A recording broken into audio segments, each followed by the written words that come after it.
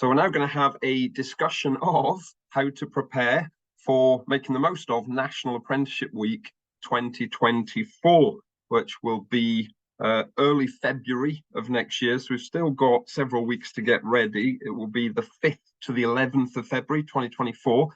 And certainly I've seen in the last few years, it's just getting bigger and bigger and more visible. I think the work that UCAS are doing to promote apprenticeships will just help that further and further. So to start off with, I'm joined by Karen Kelly. Now, Karen, you're from the East of England Apprenticeship Ambassadors Network. So, you know, perfect person to tell us a bit about how we can, you know, what sort of events we can organise, maybe how we can promote them. And I believe you're also sit on a National Apprenticeship Week 2024 DFE group, Karen. I do, honestly, the joys, Gareth, the joys, you know, yeah, absolutely. So probably a helpful person to for your audience this morning. I did bring with me a little bit of a show and tell. Because I think this just sort of brings it to life for your employers and your colleagues in the room today. So we'll just do a quick romp through to whet your appetite, I guess, of what comes after Christmas. So this is the 17th year of National Apprenticeship Week. So for some of you, you'll have been involved previously, and for others, you might be coming to this for new, but some fresh resources and some things to perhaps have a think about. And interestingly, Gareth, the bit that I kind of heard as I was joining this call this morning was that piece around that there is interest from young people, but it's not necessarily turning into applications. And actually, maybe this is a way that actually might kind of help with some of that. So for us in the apprenticeship community, National Apprenticeship Week is like Apprenticeship Christmas. So it is a celebration of all the good stuff about apprenticeships, and that's from employers' perspective, from apprentices themselves. It is a celebration, if you like. The DFE kind of give us daily themes, and these are the themes for next year's apprenticeship week, and they are just themes. So, you know, any apprenticeship stuff during that week is good stuff. So, you know, don't limit yourself to boxes, but actually, if you want to get behind some of the themes of the day, which is what some of the wider activity will be, then this is what they are. And Gareth has got these slides, so I'm sure we'll be happy to share with you after the call. But equally, the things I'm sharing with you are in the Apprenticeship Week toolkit, and I've got some links at the end of this that you can have. So the Monday is a big kind of launch and kickoff. Actually, in all honesty, the last 2 or 3 years, we've seen as much Apprenticeship Week activity happen the week before National Apprenticeship Week as people kind of start to build excitement and rhythm. But there's some focus on all levels, all ages, all backgrounds, kind of apprenticeships for everybody. Focus on employers on the Tuesday, apprentices on the Wednesday. T-levels make an appearance in Apprenticeship Week now around that technical education piece. The Friday is all about celebrating success. So we see some of our larger employers kind of hold graduation events and those sorts of things, and equally some of our training provider community. And then the weekend is a bit of reflection, if you like. So, you know, you might want to hook on to one of those. The positive, I guess, is that there are logos and toolkits and things that you can use. So you absolutely don't need to start this from scratch. So the logos, the couple of blue ones on the left, there are things you can pick up and use in your social media posts, create some banners, those kind of things. There's a theme of skills for life that runs through Apprenticeship Week. And this orange box here, there's a blue version as well, is almost like an online background. So actually, you know, during client calls that week and you know, perhaps for our training providers, you know, actually we might well use that as our background for the week to also raise some questions, point to it, those sorts of things. There are already a bunch of collateral that are provided that you can edit. So I popped a bit of a grainy version, sorry Gareth, of the First Intuition logo in this box, but you could do this as an employer, a simple screen, pop your logo in the box, pop it on your social media channels or on your email footers, and share the celebration, create the conversation. There are a couple of others here where you could put a photo of a former apprentice, a former student, put some information around that. So some really nice kind of simple things to do that literally will take you a couple of minutes to prepare. And that's what it's all about, really. We're not trying to create work. We're trying to kind of get those messages out there from a really good range of SMEs through to our larger friends in the apprenticeship space. There is a National Apprenticeship Week website. That's where you'll find, up here, you'll see NOR Toolkit, which is where some of those things, and there are further ideas in there. You can sign up to the newsletter. There is already, last week, the events calendar opened. So I've just put a screenshot there to show kind of almost how simple it is. If you wanted, if perhaps you're a larger employer, for example, and you wanted to do a virtual event, you wanted to do an event about apprenticeships in your business, you wanted to have, you know, a session around apprenticeships and accountancy, I'm sure First Intuition might well do something and put it up, do an open, you know, something for parents. It could be all sorts of things. So free to create the event. That will be pushed out through careers advisors to schools. There'll be lots of push from DFE pointing to those events in local areas. Those could be open events. They could be kind of, you know, you opening your doors and having an evening or a morning or something, or equally it could be a virtual event and a webinar. What I've just popped on the slide, so with our ambassador network, we are a network of employers across all sectors of apprenticeships and also of apprentice ambassadors. And all of our ambassadors literally tell their lived experience. So our employers talk to other employers about kind of what it brings to their business, and our apprentices talk to students and others about what it's meant for them.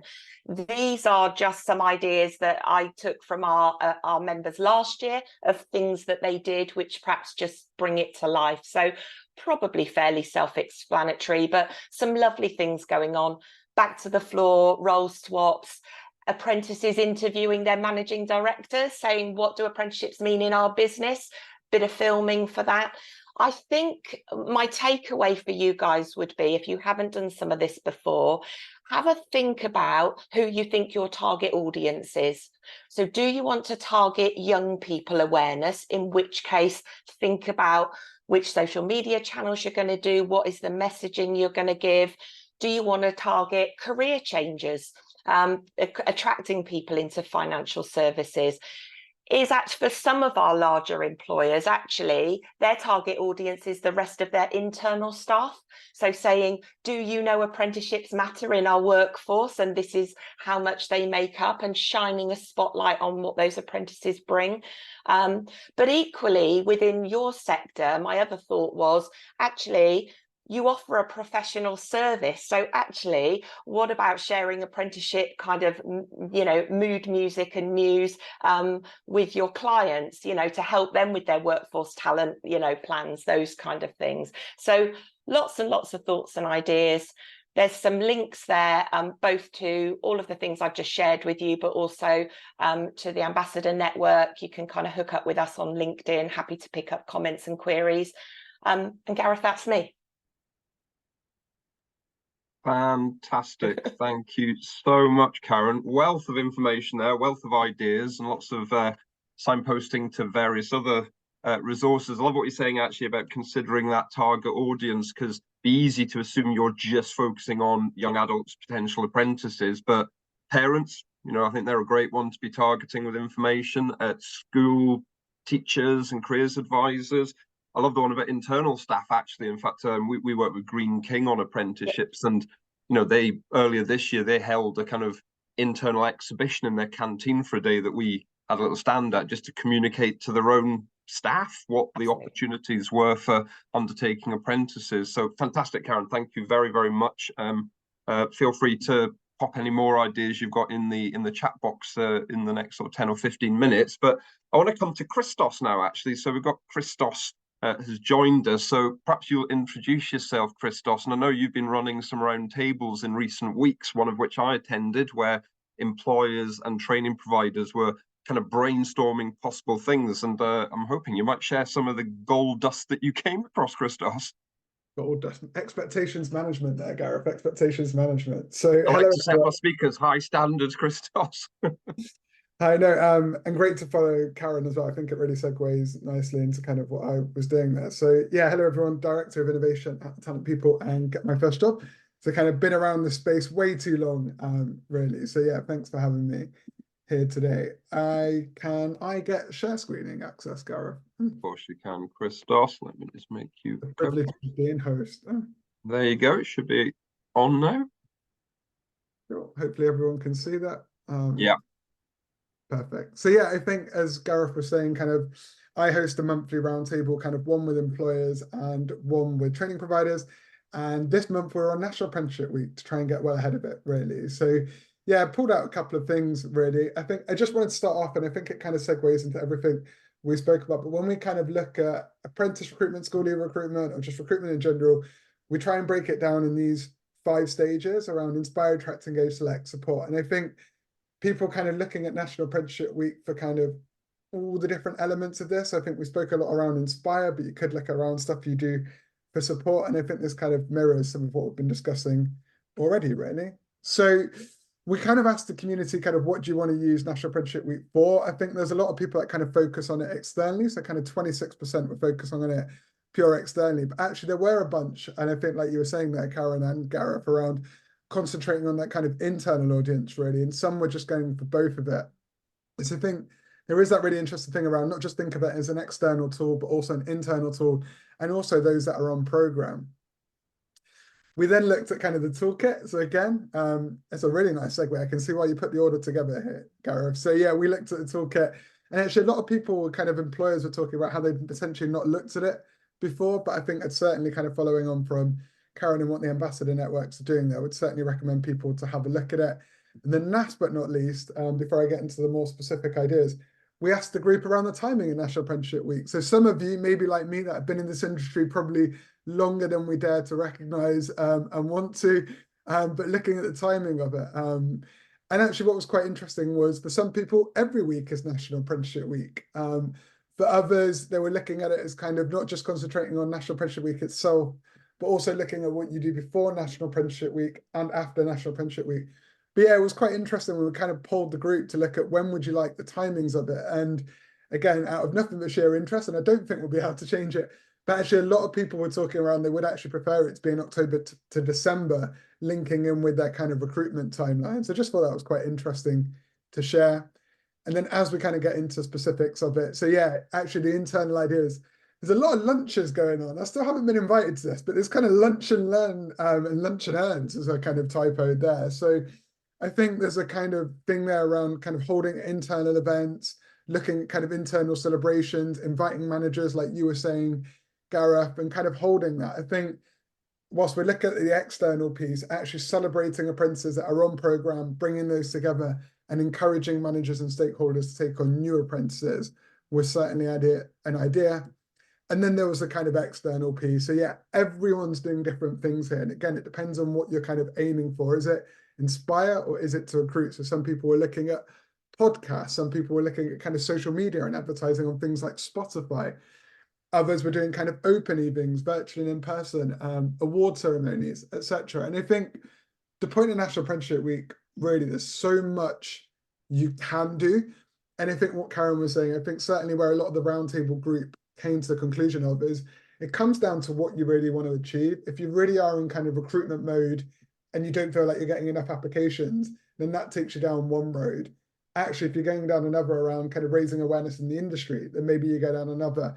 And for some, it can just be purely that internal focus. So I know it sounds really, really obvious, but there's so much going on in National Apprenticeship Week. I think just taking a step back to look at what you really want to achieve is my biggest tip. Otherwise, you can get lost and feel the pressure of needing to do everything. And Gareth, that is me in a flash. Christos, no, some really, really useful points. Thanks for joining us. And actually, I did sit on one of the round tables you hosted. I thought that was fascinating, actually. And I remember one of your colleagues was talking about, they used the phrase user-generated content is your best friend, which I even wrote down because I thought it was really powerful. And, they were talking about the idea of, let your own apprentices loose with social media, get them to record kind of day in the life type stuff, TikToks, and other content that can be shared. So I think particularly prospective apprentices, what they're really looking for is, and I've heard the phrase near peers recently, or relatable role models. So you've got, they don't want to see somebody in their 50s ranting on about apprenticeships. They want to see somebody who's in their 20s talking about apprenticeships that can be a real kind of role model and inspiration for them. Just that point around Spotify as well. I mean, we do lots of marketing in different places. I had never even thought about marketing and advertising through Spotify, but I think that idea of, think about where your target audience might be. And, I think that the discussion around Spotify was, you're catching them when they're in listening mode, quite literally. And, whether it's Spotify, I mean, whenever I listen to podcasts, there's always every 20 minutes, there's a little 30-second kind of advert, I suppose, that pops up, and I always pay attention because I'm in listening mode. So there's some great ideas there, Christos. Thank you very much. Can I turn now to Steve Thompson from Form the Future? We worked together last week on a conference, and we had an apprenticeship stage, an entire stage for the day, just talking about apprenticeships, again, showing, we've talked about the impact that UCAS are having, even in the first King's speech for 70 years, King Charles III talked about apprenticeships. So they're everywhere at the moment. But Steve, I mean, do you want to tell us a little bit about the role that Form the Future have and any advice you've got for our audience? Yeah, sure. Thank you, Gareth. Just want to quickly, can I share a screen? Do I need to get permission? Of course you can. I'll just make you a co-host as well, Steve. You go. Okay.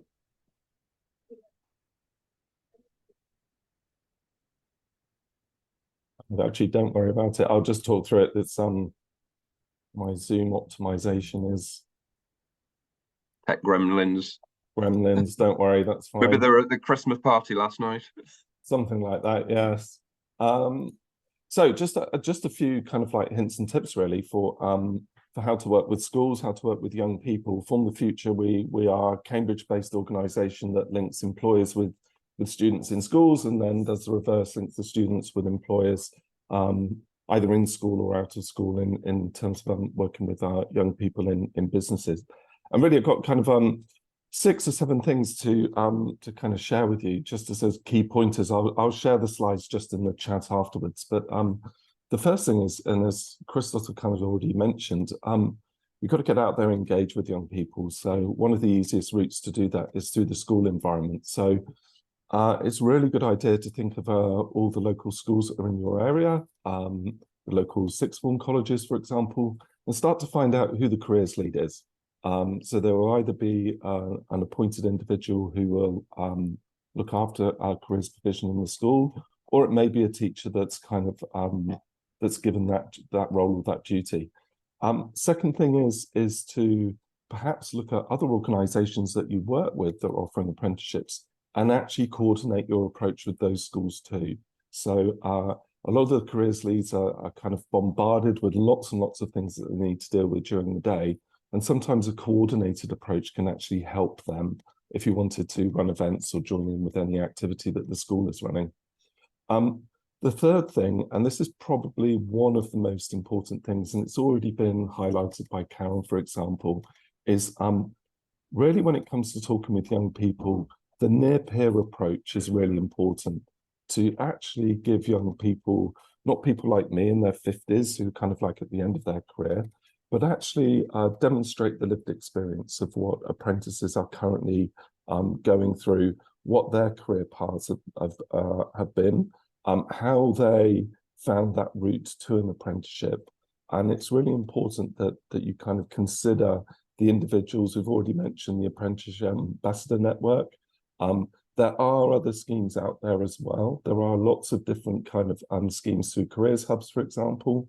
And it's worth thinking about those early career ambassador routes into schools, whether it be through post-16 events, employability workshops, apprenticeship fairs. There is a lot going on throughout the academic year. So although we have this lovely peak in February around National Apprenticeship Week, actually there are lots and lots of other events happening in schools all the time.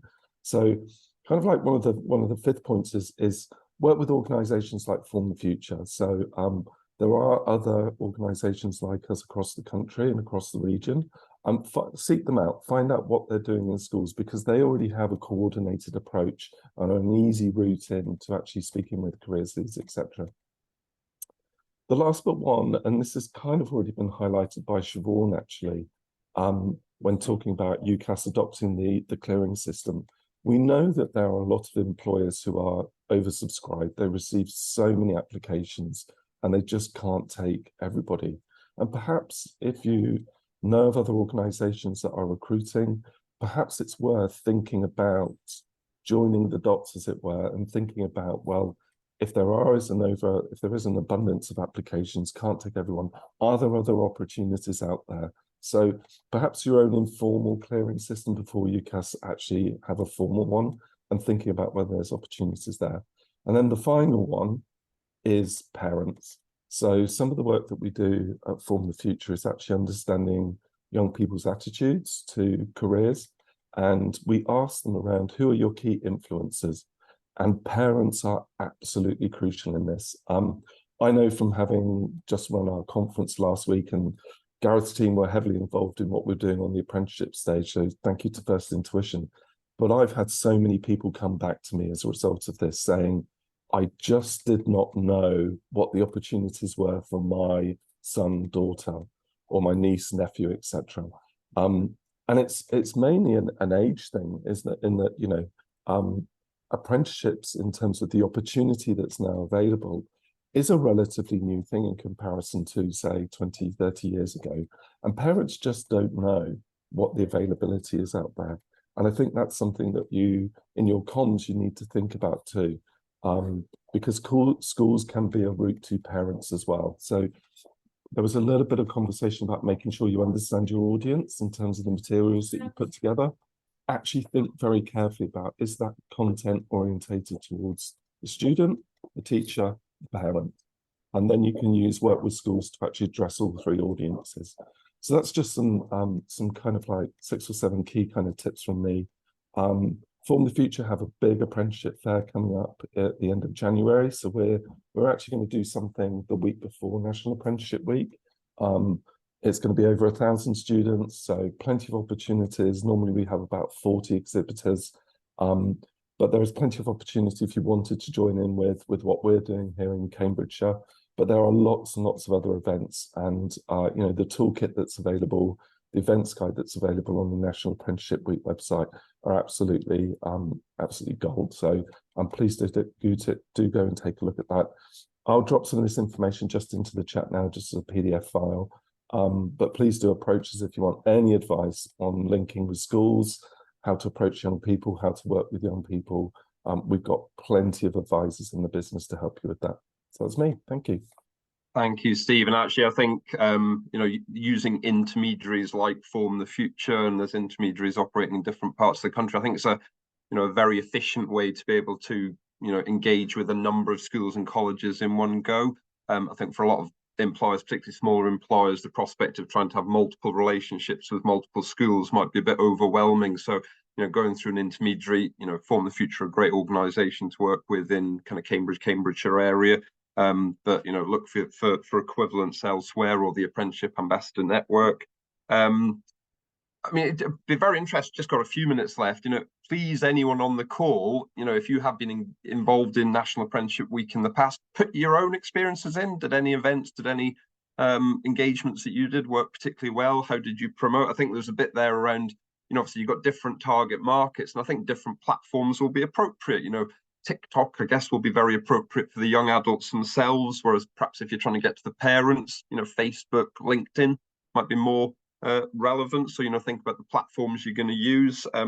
Actually, on Christos's round table that I attended, there was a great idea, and part of it is trying to be creative, being fun, something that people can engage with and will get a lot of traction. And somebody was talking about having a winner pizza party, which you could perhaps apply whether it's groups of apprentices in a workplace, maybe doing the same standard, or in the same team, or even in a class. If you're a provider like us, you could have each class and they've got to come up with some content to post on social media, and the winner who'd have the most likes, which is therefore driving engagement of the content, the winner then gets a pizza party, which is a relatively cheap way to hopefully drive a lot of engagement, a lot of content, get a lot of external noise. You can imagine these young adults will be encouraging all of their friends, their family to like this content and spread it even further. So I thought that was a really lovely little idea. I can see a few ideas already, but please put any bright ideas you've used in the past through the chat box. But as we're just winding up, I might just come over to Anthony for a minute or two, just to,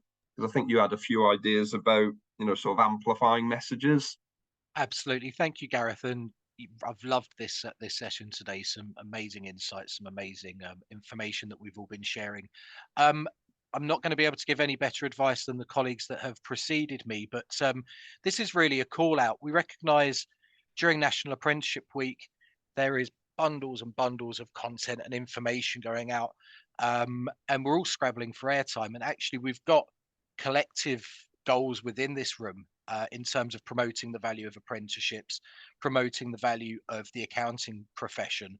So the call out today, we've commenced conversations with other partners already, but we want to be able to work together. Let's look at how we can amplify each other's messages. So whether that be linking up each other's marketing, social media teams, whether it be looking at how we can join up on activities and promote each other's activities, it's only going to benefit, that wider agenda around promoting apprenticeships. So I'm going to pop my email address, and I've worked with a number of you in the room, but I'm going to pop my email address into the meeting chat. And the request here is, if you think there's an opportunity for us to collaborate, to join up, then feel free to get in contact with me, and let's get the right people talking and make something happen together.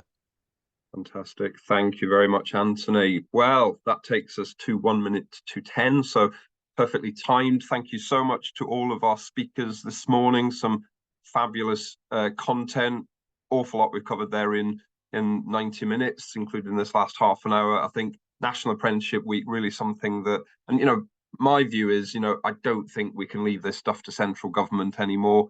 It's clear from the autumn statement, it's not something that's being, particularly focused on and funded. I think we all need to take the initiative. We all need to take the responsibility. This is our talent pipeline, the use of apprenticeships and the young adults that we can engage with, but it's also the right thing, isn't it?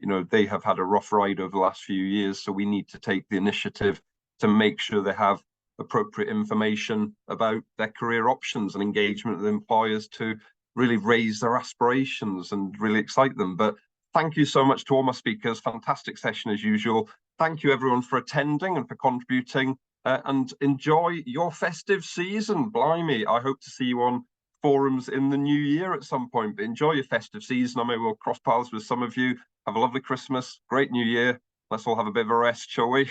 Thank you everyone. Bye.